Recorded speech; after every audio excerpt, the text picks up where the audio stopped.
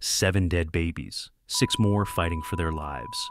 One neonatal nurse found guilty of Britain's worst modern-day child-killing spree. But what if the truth isn't what it seems? In August 2023, Lucy Letby was sentenced to die behind bars, condemned as a monster who murdered infants in her care. The nation recoiled in horror at the verdict. The case was closed. Justice was served. But in a shocking development, a panel of medical experts has come forward with an explosive claim. There may be no medical evidence supporting these convictions. The same healthcare system that pointed the finger at Lucy Letby might have condemned an innocent woman to spend her life in prison. So, who is Lucy Letby? A calculating killer who betrayed her sacred oath to protect the most vulnerable? Or the victim of a catastrophic miscarriage of justice?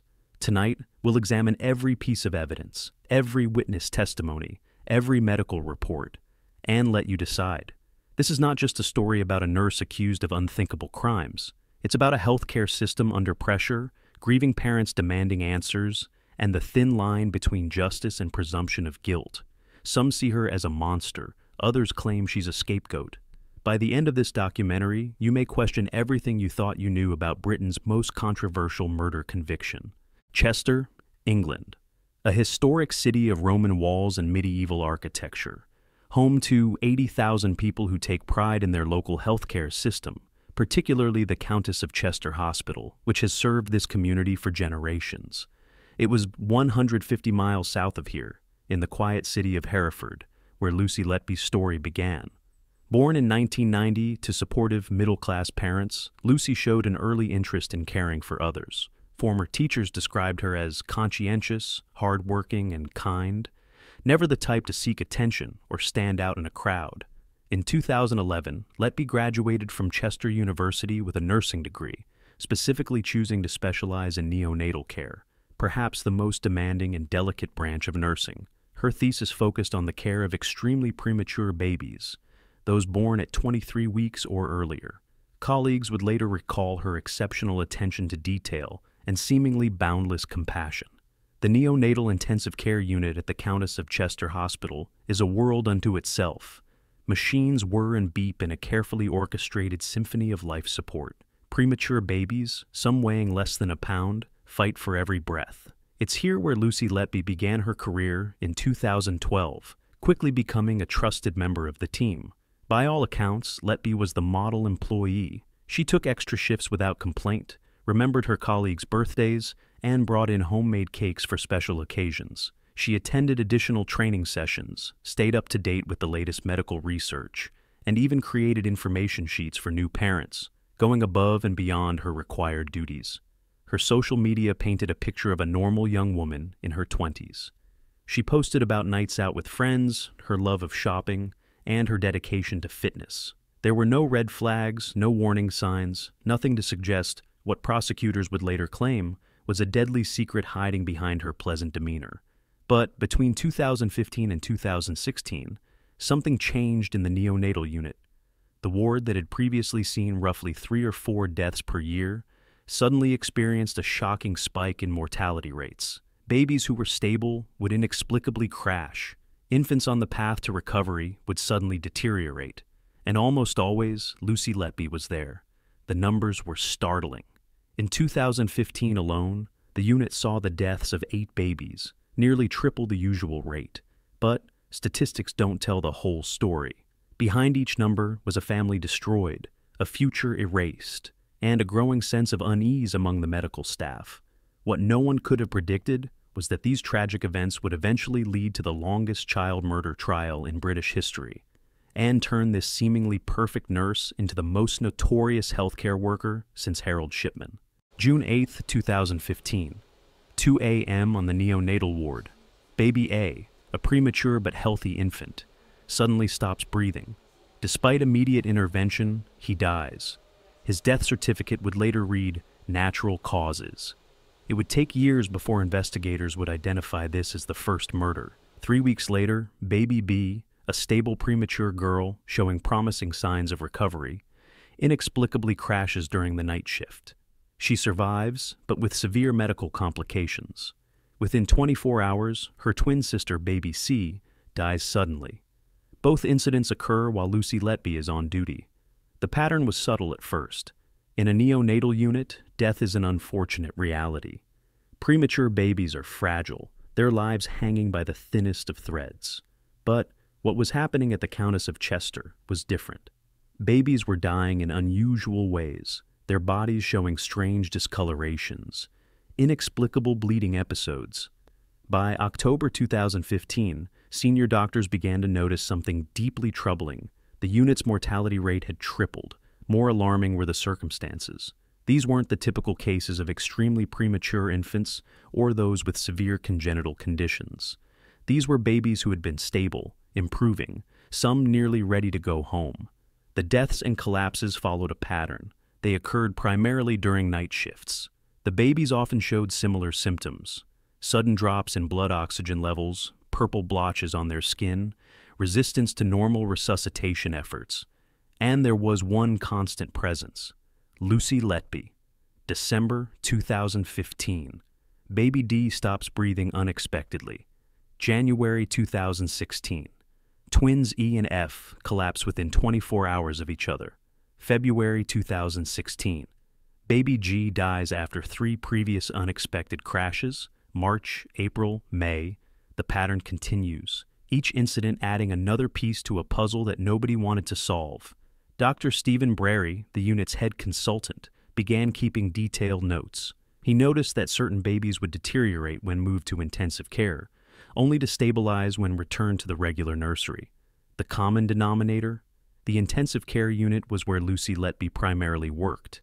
By June 2016, the concerns could no longer be ignored. Senior staff began documenting everything. They noted that some babies had air in their stomachs and intestines with no clear medical explanation.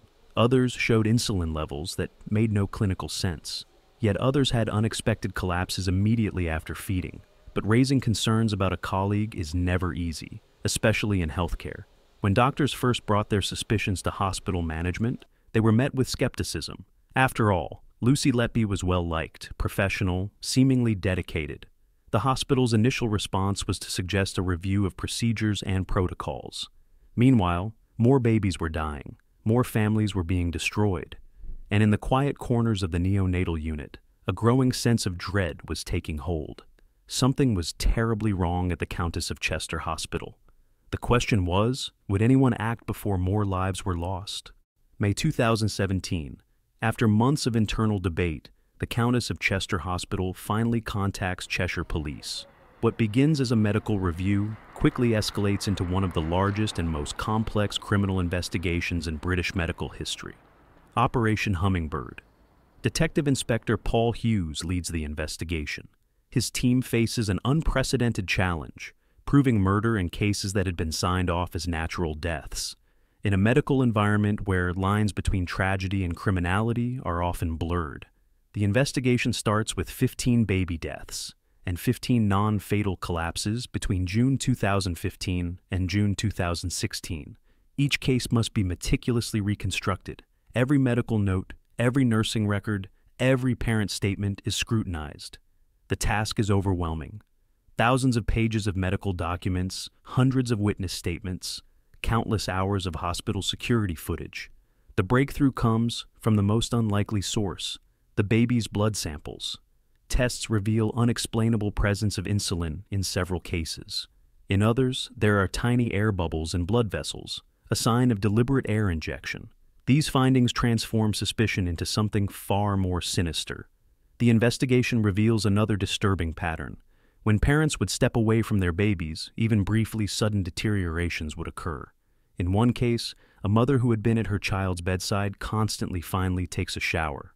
Within minutes, her baby crashes. In another, parents are convinced to go home and rest. Their child dies before they can return. But perhaps most chilling are Lucy Letby's digital footprints. After suspected attacks, she searches social media for her victims' families. She sends Facebook friend requests to grieving parents. She saves news articles about the deaths. One mother later recalls how Letby helped prepare a memory box for her deceased infant, the same infant she would later be accused of murdering. When police search Letby's home, they find something extraordinary: handwritten notes that seem to be confessions. "I killed them on purpose because I'm not good enough," reads one. "I am evil, I did this," says another. But alongside these apparent admissions are declarations of innocence. "I haven't done anything wrong. I don't deserve to live." The contradictions are stark. Yet, as the investigation progresses, medical experts begin raising questions. Could some of these deaths have natural explanations? Were the hospital's problems systemic rather than criminal? Had the pressure to find a culprit led to tunnel vision? The investigation takes an unexpected turn when reviewing hospital policies.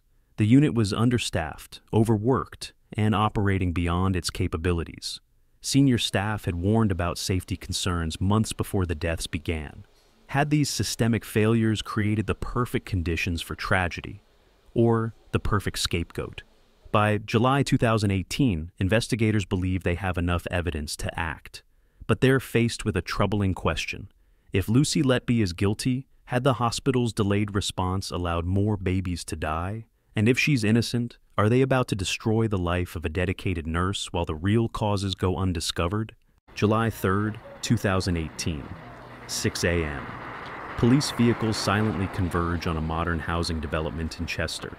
Inside one of these homes, Lucy Letby is preparing for her morning shift. She doesn't know that in moments, her world will change forever. The arrest is swift and methodical.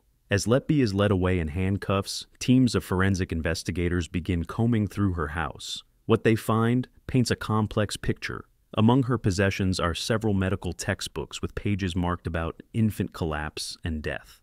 In her diary, they discover something more disturbing. Multiple pieces of paper contain what appear to be confessions. But forensic psychologists will later debate their meaning. Are they the writings of a guilty mind or the desperate scribblings of a nurse traumatized by the deaths of babies in her care? One note reads, "I don't deserve to live. I killed them on purpose because I'm not good enough to care for them." The prosecution's case centers on several methods of harm: air injections into bloodstreams or stomachs, insulin poisoning, deliberate overfeeding, tampering with breathing tubes. Each method chosen, they argue, because it could appear natural, could be explained away as tragic circumstance. But as defense experts begin examining the evidence, questions emerge. Dr. Dewey Evans, a pediatric consultant, points out, some of these deaths had clear medical explanations that weren't fully explored. Another expert notes that air in babies' bodies could occur naturally, especially in premature infants. The prosecution's case faces another challenge: proving intent. In a neonatal unit, many routine procedures could potentially cause harm if something goes wrong. Feeding tubes can be misplaced. Air bubbles can form during intravenous administration. Premature babies can deteriorate rapidly without warning. The investigation reveals another troubling pattern. Not every death or collapse happened on Letby's watch. Some occurred when she wasn't present. Others happened in different hospitals entirely. These cases weren't included in the charges, but they raised uncomfortable questions about the investigation's focus. Perhaps most significantly, other nurses had been present during many of the incidents. None reported seeing suspicious behavior. One colleague would later testify, Lucy was always professional, always caring. If anything, she was more attentive than most with the struggling babies. As the case moves toward trial, both sides prepare for what will become the longest child murder trial in British history. The prosecution has circumstantial evidence, suspicious patterns, and seemingly incriminating notes. The defense has medical explanations, systemic hospital failures, and a defendant with no apparent motive. But the most challenging aspect of the case isn't what evidence exists, it's what doesn't. No CCTV footage shows any criminal acts. No witness saw deliberate harm being inflicted. No clear motive was ever established. The case would rest entirely on circumstantial evidence and competing medical theories. October 4th, 2022. Manchester Crown Court. After 4 years of investigation, countless delays, and mountains of evidence, the trial of Lucy Letby finally begins. It would become the longest-running criminal trial of 2023, lasting 10 months and costing over £1 million. Letby enters the courtroom wearing a dark blazer, her hair neatly tied back. She appears calm, taking notes throughout the proceedings. The prosecution presents her as a calculating killer who played God with babies' lives. the defense portrays her as a dedicated nurse, caught in a perfect storm of hospital failures and rushed judgment. The prosecution's case centers on what they call extreme coincidence. Nick Johnson, KC, tells the jury, "Lightning does not strike in the same place 17 times without cause." They present a pattern: Letby's presence during collapses, her searching for victims' families on Facebook, her handwritten notes. Day after day, medical experts take the stand. They describe finding air in babies' bodies, unexpected insulin in blood samples, unexplained bruising and bleeding. But under cross-examination, many admit these findings could have other explanations. One expert concedes, "In premature babies, sometimes we never know exactly why they deteriorate." The testimony of parents proves devastating. One mother describes how Letby told her, "Trust me, I'm a nurse," just hours before her baby died. Another recalls Letby's unusual interest in creating memory boxes for deceased infants. A father breaks down describing how he walked in on Letby next to his collapsed child, appearing unusually calm. The defense team, led by Ben Myers, KC, presents an alternative narrative. They argue the hospital was understaffed, operating beyond its capabilities. Senior consultants had warned about safety issues months before the deaths began. Myers tells the jury, "The hospital needed a scapegoat, and Lucy Letby was convenient." Independent medical experts raise serious concerns. Dr. Dewey Evans testifies, "Some of these deaths had natural causes that weren't properly investigated." Another expert points out that the unit was treating babies it wasn't equipped to handle, creating dangerous conditions. The trial reveals systemic failures. Incident reports had gone unheeded. Staff concerns about understaffing were ignored. The unit was operating beyond its designated care level. One consultant testifies, "We were always stretched too thin, always operating at the edge of safety." Throughout the trial, Letby maintains her innocence. She testifies for 14 days, longer than any murder defendant in British criminal history. Her demeanor is composed, her answers detailed and technical. She explains each death in medical terms, her voice breaking only when describing her attachment to the babies in her care. After 10 months of testimony, over 100 witnesses, and thousands of pages of evidence, the case goes to the jury. They face an enormous task, determining whether these deaths were the work of a serial killer or a tragic confluence of systemic failures and natural causes. August 18, 2023. After 22 days of deliberation, the jury reaches their verdict. The atmosphere in Court 7 of Manchester Crown Court is thick with tension. Lucy Letby, appearing via video link from prison, shows no emotion as the foreman stands. Guilty. 7 counts of murder. 6 counts of attempted murder.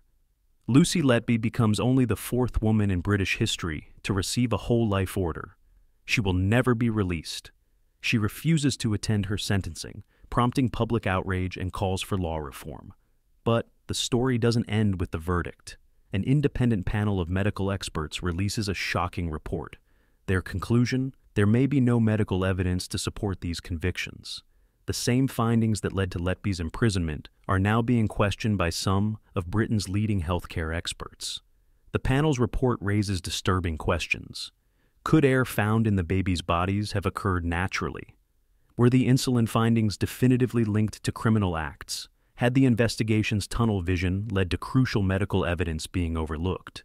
The case triggers multiple investigations into hospital management. Why did administrators wait so long to alert police? Why were staff concerns ignored? Dr. Stephen Brary, the consultant who first raised concerns, later reveals, "We could have stopped this sooner. Babies died because of hospital delays." The government announces an independent inquiry. Senior hospital managers step down. New whistleblowing protocols are implemented across the NHS. But for many, these changes come too late. The case divides the medical community. Some see it as justice served, others as a tragic miscarriage of justice. Support groups form on both sides, one supporting the bereaved families, another advocating for Letby's innocence. In late 2023, Letby's legal team files an appeal. They cite new expert evidence, questionable forensics, and the impact of media coverage on the trial. The case that seemed closed begins to unravel. Meanwhile, the families of the babies live with uncertainty. Those who lost children struggle with new questions about their deaths. Those whose babies survived wonder about long-term effects. All of them search for closure that seems increasingly elusive. The Countess of Chester Hospital implements sweeping reforms, new safety protocols, enhanced monitoring systems, improved whistleblowing procedures. But trust, once broken, proves difficult to rebuild. This case forces Britain to confront uncomfortable questions about healthcare system failures, about the fine line between tragedy and crime. In Chester, the hospital continues its work. New babies are born, new nurses care for them. But the shadow of what happened here lingers. And the question remains, in our rush to find a monster, did we create one? Or, in our growing doubt, are we blind to the truth? The debate continues, but one fact remains undisputed. Somewhere in this tragic story lies the truth about Lucy Letby.